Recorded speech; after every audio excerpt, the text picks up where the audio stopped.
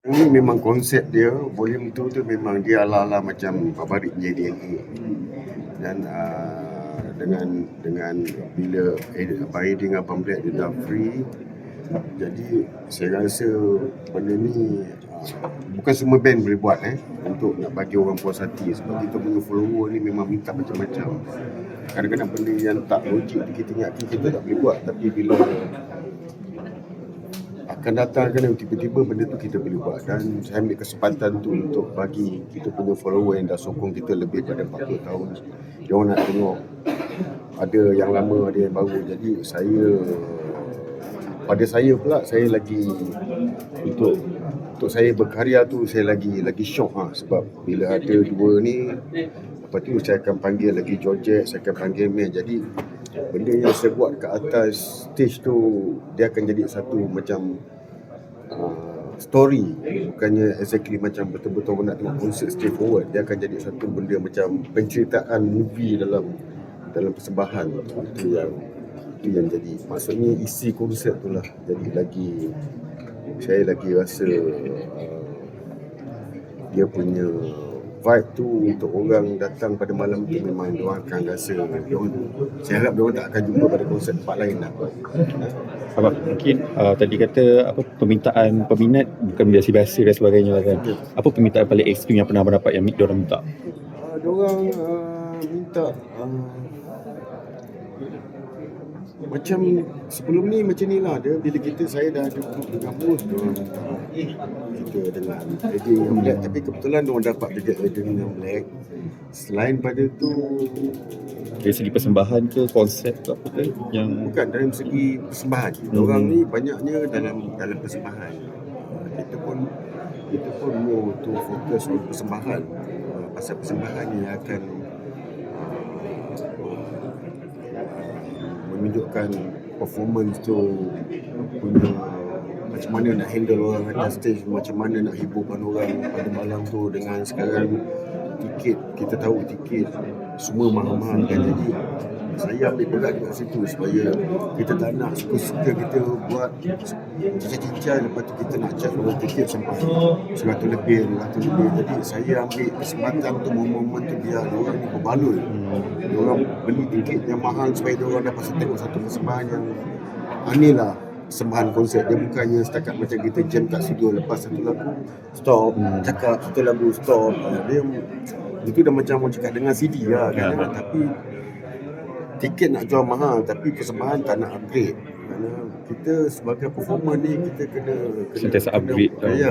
Kita kena faham dia orang ni zaman sekarang bukan macam zaman 30 tahun dulu. Saya punya konsert tiket RM10, RM12. Sekarang ni kalau nak buat RM100 pun tak lepas, sebab venue mahal, sound system mahal, production semua mahal. Dan kesempatan sepatutnya kita sebagai performance, kita buat persembahan. Kita bukannya setakat main band atas tu. Kita kena buat satu persembahan yang betul-betul orang rasa berbaloi dengan apa yang orang buat.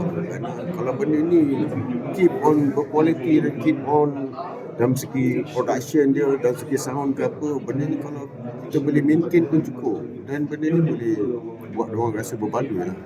Orang belanja tiket yang mahal-mahal kan. Saya memang benda-benda ni memang saya titik beratkan.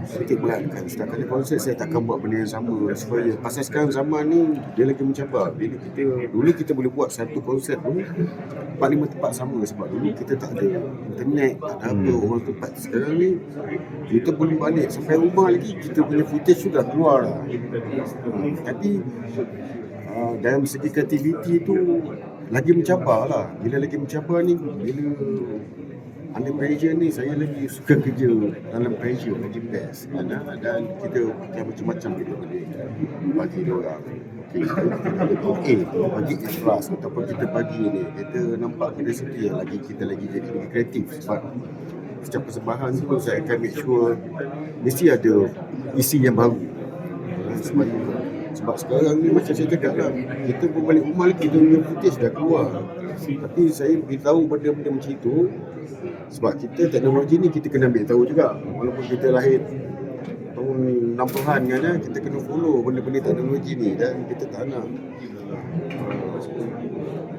kita tak nak, kita sisirkan peluang yang ada. Jadi bila kita main pelbagai mood, pelbagai energi, pelbagai isi yang lain-lain, jadi kita tahu orang akan sentiasa semangat nak datang konsert kita dan nak beritahu dalam TikTok ke apa pun, ini lain dia. Variety tu yang penting sebenarnya. Tapi memang bila cakap pasal TikTok, media sosial macam barbari Okey, macam mana? untuk zaman sekarang. Dia memang follower Tega memang dekat 2,000 lebih yang akan sentiasa update kita orang punya aktiviti apa. Dan pada saya macam kita orang ni band rock ni tak apa sesuai nak buat konten yang kita pun tak reti nak buat konten macam mana kan. Jadi kita selalu memang honest. Kalau kita nak practice, kalau dia orang kata dia orang nak dengar ni sikit, kita main sikit untuk dia orang. Dan kadang-kadang dia orang ni lagi suka di sebalik kita praktis tu, di sebalik persidaan tu, kadang-kadang dia orang lagi suka nak tahu benda tu, macam mana kita prepare, macam mana kita rangka satu konsert tu Sebalik tabir. Yes, dia orang ni banyak suka di sebalik tabir. Dan benda-benda ni yang saya bagi dia orang input supaya dia orang, mana tu dia orang pun ada bercita-cita nak jadi macam kita kan. Jadi benda ni lah kau kena buat semuanya, dan gunakan sosial media tu sebaik mungkin lah. Jangan menjawab, kan buat tak tahu je, kerana hati kena ketal kan. Jadi sebab beauty ni main muzik ni, kita takkan ada musuh. Orang tak suka tu ramai, haters tak apa kan, tapi kita takkan ada musuh. Sebab kita punya kerja kita tak membabitkan orang punya perasaan, orang punya hati kan. Jadi pada saya happy dengan apa yang saya buat, hiburkan orang kan, orang terhibur.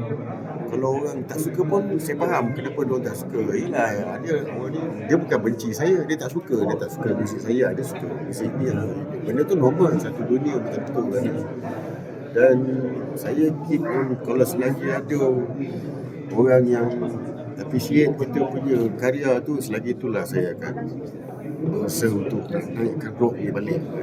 Bagi saya, macam saya cakap, kita tak boleh terlalu selesa dengan karya-karya kita yang lama.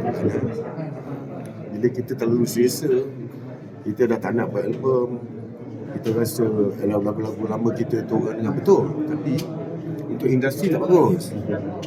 Untuk industri kena ada album baru supaya radio boleh main semua. Kenapa newcomers ni semua, kenapa dia orang ni boleh sebab dia orang buat album. Bukan dia orang tak buat album, saya tahu dia orang buat album semua kan. Macam pioneer punya group ni, diorang tak boleh terlalu selesa dengan katalog diorang. Ada banyak katalog diorang. Pada saya, kita nak tunjukkan dekat orang ni yang kita ni serius dalam karya kita. Kita kena buat album, kita kena buat lagu. Sekarang ni memang kita tahu masalah beli tak beli tu akan kita boleh mendapat hasilnya selepas tu. Dia yang penting tu kita mesti berkarya untuk industri sebenarnya. Itu yang kadang saya tak apa setuju bila kata rock dah mati. Rock mati tu bukan pasal apa, sebab band-band rock yang banyak suka ni diorang dah tak buat album, single je. Dia tak buat album kan. Jadi kenapa yang baru-baru ni semua orang dengar? Sebab diorang buat album, diorang keep on buat. Jadi kita kena contoh diorang ni sebenarnya. Diorang keep on semangat baru. Sebab tu saya dengan Babarik tu first kali saya akan buat album. Sebab saya nak tunjuk saya ni serius. Saya bukannya mengambil kesempatan atas nama, atas populariti, atas lagu. Tak ada. Saya takkan buat macam tu semata-mata nak buat konsert, nak charge orang 300 tapi tak ada apa yang kita nak tunjuk atas tu. Pada saya zaman tu dah habis. Orang pun dah tahu, anak orang dah tahu dah. Jadi bahaya kalau diorang tak baik. Lama-lama nanti diorang akan hilang dari radar mainstream. Tapi pesanan abang untuk yang mungkin kumpulan maupun artis, penyanyi yang solo, single pun at least ada material baru. Ini single pun tak buat. Buat tak keluar. Tadi tunggu ada yang peram janji dia ada benda baru untuk dia beritahu pada dia orang punya follower, peminat dia orang. Kita ada benda baru. Tak kisah kalau dia orang nak buat single, buat. Janji produktif. Macam kita lah, nasib baiklah kita ada banyak katalog. Tapi saya memang daripada zaman dulu memang saya memang jenis orang buat album kan, album orang semua saya buat kan. Saya pun dah dah terbitkan dekat 30 album rock dah sebenarnya kan. Jadi kalau nak rekod single untuk grup saya rasa macam tak menjabar kan. Jadi bila kita buat album, at least 6 lagu ke apa ke, kita boleh susun momentum lagu ke dalam tu kan. Dan sekarang kita boleh jual direct dengan dia orang, walaupun volume tak besar, tapi hasil dia sama je daripada sama recording company dulu. Kita jual 200-300 ribu pun royalty dia kecil je, bukan banyak mana pun. Satu CD kadang-kadang RM1.5 paling tinggi kan. Tapi sekarang kalau kita jual sini satu CD, dia boleh pergi ke sampai RM15 kita untung. Jadi RM150,000 kita nak jual, kita dapat jual RM5,000 pun sama macam RM150,000. Lain tu kita gunakan segala channel kita punya administration apa untuk maintain kita punya, manage kita punya social media kan. Pada saya sekarang ni memang banyak angle untuk artis ni boleh ketengahkan bakat dia orang, especially kalau dia orang ada lagu seni. Dulu kita kena tunggu orang tu datang tengok kita main kat club, nanti dia datang, nasi Bukasim datang, okey saya nak band ni kan. Kita nak pergi ke recording company memang tak ada peluang kita. Jadi diorang atas sebab-sebab macam tu, kadang-kadang apa syarat pun nak edit recording artis semua kena follow. Even royalty 10%. Pasal kita nak edit artis, kita nak ni kan. Tapi sekarang diorang ni dah boleh produce sendiri, dah boleh upload sendiri. Jadi sebenarnya zaman diorang ni kalau gunakan secara positif, dia lagi berpeluang mencapai satu standard yang kita dulu pun tak boleh dapat. Kerana sebab sekarang ni dah tak ada kontrol, kita boleh orang kat Ireland, dekat UK pun boleh dengar lagu kita. Kerana dulu tak macam tu, kita kena post, diorang order post hantar sana kan. Sekarang jadi, tapi syarat dia kau kena lagi kreatif, kau kena lagi versatile, kau kena benda yang kau nak kena bagi orang dengar fresh lah. Simple je benda tu. Abang kata sikit pasal isu penulisan lirik kan. Abang ni kan isu yang lirik lucah tu yang jadi Baby Shima. Oh ya? Double meaning lah orang kata. Ya, kita sebagai public figure ni tanggungjawab kita supaya menunjuk contoh yang baik. Kerana dengan itu semua diorang nak jadi jalan singkat untuk popular lah. Dan kalau dilakukan pula dengan artis perempuan, malu lah. Pada saya malu lah kalau buat macam tu kan. Sebab lirik ni, sebab tu zaman kita orang panggil lirik ni bukan lirik, seni kata. Kerana dia seni kata tau. Jadi seni kata ni dia macam seni lagu, seni kata, dia bukan lirik. Bila ini bermakna lirik tu dah tak berseni lah. Kerana kita bukan dekat Indonesia nak buat lirik macam ni. Kita masih ada, orang ni masih lagi ada hak dia, border dia kan. Sayang lah kerana sebab yelah, kalau sampai kat kampung bapak dia tahu kan, kita kena fikir sampai ke situ. Kalau orang Melayu ni kan, pada saya tanggungjawab kita supaya mendidik masyarakat lebih bertanggungjawab, lebih ini. Kita jangan jadi politician. Kerana kita jangan jadi macam diorang. Kita sebagai pengkarya ni semua kita kena, sebab karya kita ni lirik paling penting. Sebab banyak orang kata lirik penting. Sebab tu kita punya album dulu, kita yang penulis semua bukan yang calang, arwah Lolo, arwah Amir Rahman, arwah JSKB, banyak semua yang sebab seni kat kata tu, seni kat lirik tu. Tapi zaman sekarang okeylah, zaman diorang mungkin nak buat lebih kurang cerita macam cerita kat rumah kan. Tapi kalau berunsur-unsur lucah tu macam terdesak lah, agak-agak berlebihan lah kan, tak sesuai lah. Kalau dia nak popular dengan cara tu, tak tahulah kan, mungkin satu hari dia sedar lah kesilapan dia. Saya harap macam tu lah. Tapi kalau tanya saya, pada saya lirik ni pun dia sebenarnya seni kata. Jadi mata pen ni dia lagi tajam pada lidah orang tau. Jadi kita gunakan untuk develop ataupun untuk mengajar masyarakat supaya sikap lah, benda-benda baik-baik lah, benda yang bagus-bagus, benda yang jadi contoh teladan yang bagus kan, bukannya ambil kesempatan macam artis rap negro ke apa kan. Diorang ni gambar diorang lain kan, diorang tak ada batasan, kita ada batasan Islam kan. yes kan, pada saya Abang dah tak patut lah.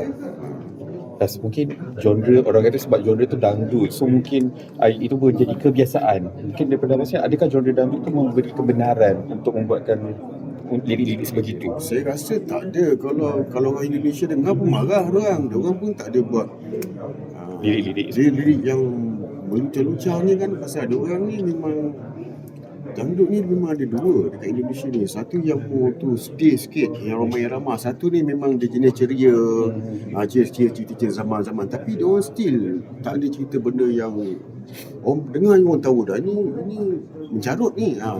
Itu kan. Diorang pun tak adalah Ekstrim sangat. sebab yelah, kita ni macam mana nak cakap ni, okey, sebenarnya dangdut tu tak ada masalah semua, cuma janganlah sampai kau anggap dangdut itu satu muzik lucah. Jadi problem nanti orang-orang dangdut ni kan, bila dangdut nanti ini muzik lucah. Sebenarnya saya rasa dangdut tak macam tu kan. Cuma yang mengikut ni orang Malaysia ni yang ambil kesempatan. Mungkin ada satu dua lah yang artis Indonesia yang macam tu, macam Indo ada Koimo yang macam itu kan. Itu memang Trademark dia. Itu Indonesia lantak dia lah kan. Tapi macam mana pun dia still seni kata tu. Dia kalau benda ni, ayat-ayat ni semua penting kan. Dia boleh membawa orang ke jalan yang baik ataupun jalan yang tak baik ataupun natural. Daripada situ kita boleh Pengaruh lah. ya, kita boleh educate orang semua kan. Gunakan kesempatan tu untuk educate masyarakat lah, especially yang penyanyi perempuan yang lawa ni semua. Pasal yang lawa ni semua banyak suka. Jadi bila orang dah judge kau, habis lah. Kerana habis lah, kalau orang dah judge kau habis lah. Tak lama lah. Ada lagi? Okay, bang. Okay, alright.